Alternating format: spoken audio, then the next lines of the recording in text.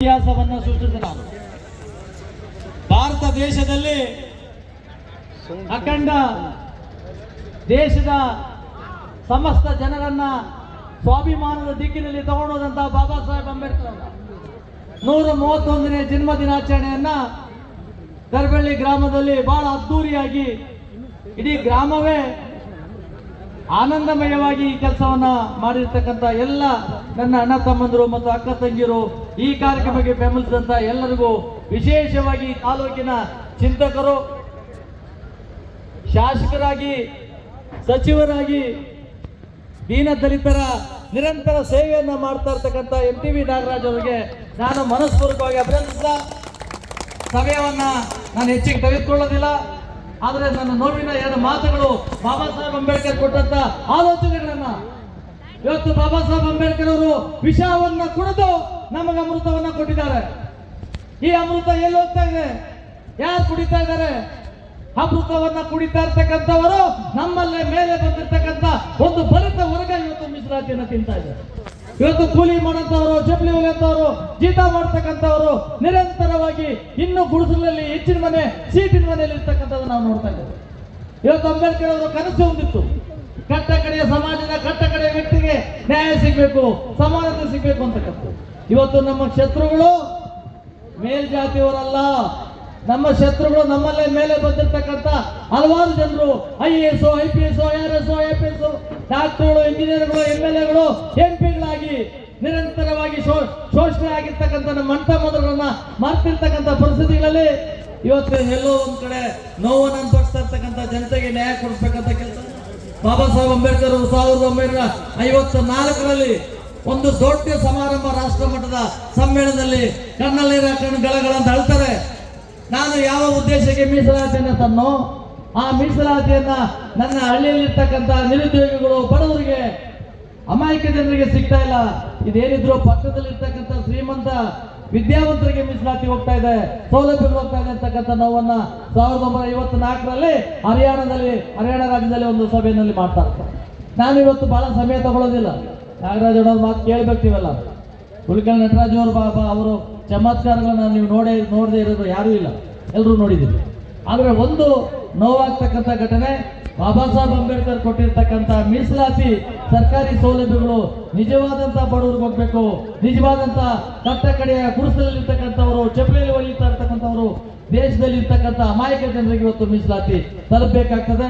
ಈ ಮೀಸಲಾತಿಯನ್ನ ತಲುಪಿಸುವಂತ ಕೆಲಸಗಳನ್ನ ಬಾಬಾ ಸಾಹೇಬ್ ಅಂಬೇಡ್ಕರ್ ಅವರ ಜಯಂತಿಗಳನ್ನ ಮಾಡೋದ್ರ ಮುಖಾಂತರವಾಗಿ ಒಂದು ಚಿಕ್ಕ ಹಳ್ಳಿಯಲ್ಲಿ, ಇವತ್ತು ತರಬೇಳಿ ಒಂದು ಮಾದರಿ ಹಳ್ಳಿ ಇದು. ಇವತ್ತು ದೇಶದಲ್ಲಿ ಇವತ್ತು ಅತ್ಯಂತ ವಿದ್ಯಾವಂತರಿರ್ತಕ್ಕಂಥದ್ದು, ಸುಶಿಕ್ಷಿತರಿರ್ತಕ್ಕಂಥದ್ದು, ಮತ್ತೆ ಎಲ್ಲ ಸ್ವಾಭಿಮಾನದಿಂದ ಯುವಕರು ಇವತ್ತು ವಿಜೃಂಭಣೆಯಿಂದ ಮಾಡಿದ್ದಾರೆ. ಇವತ್ತು ಈ ಕಾರ್ಯಕ್ರಮದಲ್ಲಿ ಎಲ್ಲರೂ ಪರೋಕ್ಷವಾಗಿ, ಪ್ರತ್ಯಕ್ಷವಾಗಿ ಸಾಕಷ್ಟು ಜನ ಜಾತ್ಯತೀತವಾಗಿ, ಅಂದ್ರೆ ಯಾವುದೇ ಜಾತಿಗೆ ಸೀಮಿತಗೊಳಿಸದೆ ಬಾಬಾ ಸಾಹೇಬ್ ಅಂಬೇಡ್ಕರ್ನ ಗೌಡರು, ಲಿಂಗಾಯತರು, ಬ್ರಾಹ್ಮಣರು, ಎಲ್ಲ ಜಾತಿಗಳ ಜನರು ಇವತ್ತು ಕಾರ್ಯಕ್ರಮದಲ್ಲಿ ಅದ್ದೂರಿಯಾಗಿ ತೋರಿಸ್ಕೊಂಡಿದ್ದಾರೆ. ಇವತ್ತು ಬಾಬಾ ಸಾಹೇಬ್ ಅಂಬೇಡ್ಕರ್ ಬಗ್ಗೆ ಒಂದು ಮಾತು, ನನ್ನ ಹೆಣ್ಮಕ್ಳು, ನನ್ನ ಅಕ್ಕ ತಂಗಿಯರು ಇಲ್ಲಿದ್ದಾರೆ, ಅಕ್ಕ ತಂಗಿಯರು ಇವತ್ತು ಇಲ್ಲಿ ಕೂತಿರ್ತಕ್ಕಂಥವರಿಗೆ ನಾನು ಒಂದು ಮಾತು, ದೇಶದ ಮೊದಲನೇ ಕಾನೂನು ಮಂತ್ರಿ ಆಗಿದ್ದಂತ ಬಾಬಾ ಸಾಹೇಬ್ ಅಂಬೇಡ್ಕರ್ ಅವರು ಕಾಮನ್ ಸಿವಿಲ್ ಕೋಡ್ ತರಬೇಕು ಅನ್ನೋ ಪ್ರಯತ್ನ ಮಾಡ್ತಾರೆ. ಕಾಮನ್ ಸಿವಿಲ್ ಕೋಡ್ ಅಂತಂದ್ರೆ ಹೆಣ್ಣು ಮಕ್ಕಳು, ಎಲ್ಲ ದೇಶದಲ್ಲಿರ್ತಕ್ಕಂಥ ಎಲ್ಲ ಹೆಣ್ಣು ಮಕ್ಕಳು ತಂದೆ ಆಸ್ತಿಯಲ್ಲಿ ಪಾಲ್ ಕೊಡಬೇಕು, ಓಟಾಕ ಅಧಿಕಾರ ಕೊಡಬೇಕು, ಸಮಾನತೆಯನ್ನು ಕೊಡ್ಬೇಕಂತಕ್ಕಂಥ ಮಾತನಾಡ್ತಾರೆ. ಆದ್ರೆ ನೆಹರು ಅದನ್ನ ಹೇಳ್ತಾರೆ, ಮುಸಲ್ಮಾನರನ್ನ ಯಾವುದೇ ಕಾರಣಕ್ಕೂ ಕಾಮನ್ ಸಿವಿಲ್ ಕೋಡ್ ವ್ಯಾಪ್ತಿಯಲ್ಲಿ ತರಬೇಡಿ ಅಂತಕ್ಕಂಥ ಮಾತಿರ್ತಾರೆ. ಆವಾಗಲೇ ಬಿಡಿ ಅಂತೇಳಿ ಹಿಂದೂ ಕೋಡ್ ಮೇಲೆ ಆಗ್ತಿರ್ತಾರೆ. ಹಿಂದೂ ಕೋಡ್ ಮೇಲೆ ಆಗ್ತದೆ ಸೇಮ್ ಇಷ್ಟು, ಹೆಣ್ಣು ಮಕ್ಕಳು ಓಟ್ ಹಾಕೋ ಅಧಿಕಾರ, ಎಲೆಕ್ಷನ್ ನಿಲ್ಲೋ ಅಧಿಕಾರ, ಸಮಾನತೆ ಕೊಡಬೇಕು, ಅವ್ರಿಗೂ ತಂದೆ ಆಸ್ತಿಯಲ್ಲಿ ಪಾಲ್ ಕೊಡಬೇಕು ಅಂತಕ್ಕಂಥ ಕಾನೂನನ್ನ ಮಾಡಿಕೊಟ್ಟಾಗ ನೆಹರು ಮತ್ತೆ ಒಪ್ಪೋದಿಲ್ಲ. ಇಲ್ಲ, ಹೆಣ್ಣು ಮಕ್ಕಳಿಗೆ 4 ಗೋಡೆ ಮಧ್ಯೆ ಇರಬೇಕು, ಯಾವುದೇ ಕಾರಣಕ್ಕೂ ದೇಶದಲ್ಲಿ ಇವತ್ತು ಅವರು 4 ಗೋಡೆ ಮಧ್ಯೆ ಗಂಡಂದರಿಗೆ ಊಟ ನೀರು ಕೊಟ್ಕೊಂಡು ಕಾಲ ಕಳಿಬೇಕು ಅಂತಕ್ಕಂಥ ಮಾತಿದೆ. ಆಗ ರಾಷ್ಟ್ರಪತಿಗೆ ಹೋಗಿ ಹೇಳ್ತಾರೆ, ಬಾಬಾ ಸಾಹೇಬ್ ಹೇಳ್ತಾರೆ, ನೋಡಿ ದೇಶದಲ್ಲಿ ಹೆಣ್ಮಕ್ಳು ಶೋಷಣೆಗೊಳಗಾಗಿದ್ದಾರೆ, ದೌರ್ಜನ್ಯಗೊಳಗಾಗಿದ್ದಾರೆ ಗಂಡಸರಿಂದ, ಅವರಿಗೆ ಸಮಾನತೆಯನ್ನ ಮಾಡಿಕೊಡದೆ, ಹಕ್ಕನ್ನ ಕೊಡದೆ ಹೋದ್ರೆ ನಾನು ಕಾನೂನು ಮಂತ್ರಿ ಆಗಿ ಏನ್ ಪ್ರಯೋಜನ ಅಂತ ಕೇಳ್ತಾರೆ. ಆಗ ಹೇಳ್ತಾರೆ ಬಾಬು ರಾಜೇಂದ್ರ ಪ್ರಸಾದ್ ರಾಷ್ಟ್ರಪತಿಗಳು, ಕೆಲವೇ ಅಡ್ಜಸ್ಟ್ ಮಾಡ್ಕೊಂಡು ಹೋಗ್ಬಿಡಿ ಬಾಬಾ ಸಾಹೇಬ್ರೆ, ಈ ಕಾನೂನನ್ನು ಅಡ್ಜಸ್ಟ್ ಮಾಡ್ಕೊಂಡು ಹೋದ್ರೆ ಈ ಕಾನೂನು ತಂದ್ರೆ ಏನು ನಷ್ಟ ಆಗಲ್ಲ ಅಂತ. ಬಾಬಾ ಸಾಹೇಬ್ ಅಂಬೇಡ್ಕರ್ ಅಡ್ಜಸ್ಟ್ಮೆಂಟ್ ರಾಜಕಾರಣಿ ಅಲ್ಲ, ಸ್ವಾಭಿಮಾನಕ್ಕಾಗಿ ಅವರು ಯೋಚನೆ ಮಾಡ್ತಾರೆ.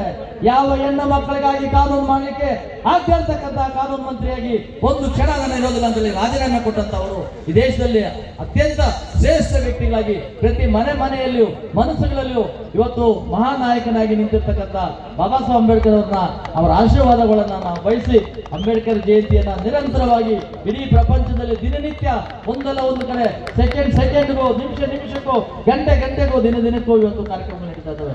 ಇವತ್ತು 10:30 ಆದ್ರೂ ಇಷ್ಟು ಜನ ಎಷ್ಟೊಂದು ಲಕ್ಷಾಂತರ ಸಾವಿರಾರು ಜನ ಇಲ್ಲಿ ಸೇರ್ಕೊಂಡಿದ್ದೀರಿ. ಬಹಳ ಸದ್ದೂರಿಯಾಗಿ ಈ ಕಾರ್ಯಕ್ರಮ ನಿಮ್ಮೆಲ್ಲರನ್ನ ನಾನು ಅಭಿನಂದಿಸ್ತೇನೆ ಮತ್ತೆ ಗೌರವಿಸ್ತೇನೆ. ಮತ್ತೆ ಶಾಸಕರು ಮತ್ತೆ ಸಚಿವರಾಗಿರ್ತಕ್ಕಂಥ MPV ನಾಗರಾಜ್ ಅವರಿಗೆ ನಾವು ಬೆಂಬಲವನ್ನು ಕೊಡಬೇಕು. ಅವರು ಸದಾಕಾಲ ದಲಿತರ ಬಗ್ಗೆ, ದೀನ ದಲಿತರ ಬಗ್ಗೆ, ಸಾಮಾನ್ಯ ಜನರ ಬಗ್ಗೆ, ರೈತರ ಬಗ್ಗೆ, ಅದರಲ್ಲೂ ವಿಶೇಷವಾಗಿ ಮುಸಲ್ಮಾನರ ಬಗ್ಗೆ ಗೌರವ ಪ್ರೀತಿ ಇರ್ತಕ್ಕಂಥ ಒಬ್ಬ ಸಚಿವರಾಗಿ ನಮ್ಮ ತಾಲೂಕು ಇದ್ದಾರೆ. ಯಾವುದೇ ಒಂದು ಅವ್ರಿಗೆ ಹಿಂಜರಿಕೆ ಇಲ್ಲ, ಅವ್ರಿಗೆ ನೇರವಾಗಿ ಮಾತಾಡ್ತಕ್ಕಂಥ ಒಬ್ಬ ಶಾಸಕರಾಗಿ ಸಚಿವರಾಗಿ ಈ ರಾಜ್ಯವನ್ನ, ಈ ಒಂದು ತಾಲೂಕನ್ನ, ಜಿಲ್ಲೆಯನ್ನ ಪ್ರತಿನಿಧಿಸ್ತಾ ಇದ್ದಾರೆ. ಅವ್ರಿಗೂ ನನ್ನ ಮನಸ್ಪೂರ್ವಕವಾಗಿ ಅಭಿನಂದಿಸಿ ನನ್ನ ಮಾತನ್ನು ಮುಗಿಸ್ತೇನೆ. ಜೈ ಭೀಮ್, ಜೈ ಭಾರತ್. ಬಾಬಾ ಸಾಹೇಬ್